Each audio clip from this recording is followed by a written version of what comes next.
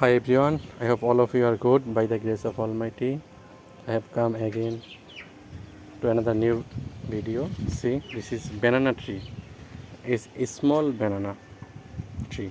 Not banana is small, the tree is small. The tree is not become so big to produce banana. It's almost 5 to 6 feet to produce banana. And there is another papaya tree of my garden.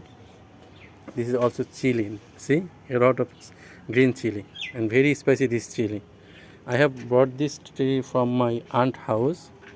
See, and this is eggplant, and this is my another guava tree. It also produces a lot of guava. See, there is a lot, new guava is coming, and it also has a eggplant. There is also eggplant, some sugar cane, and here is also some sugar cane. My garden is not only a one vegetable, only one fruit. It's a mixed vegetable and mixed fruit. Thanks everyone.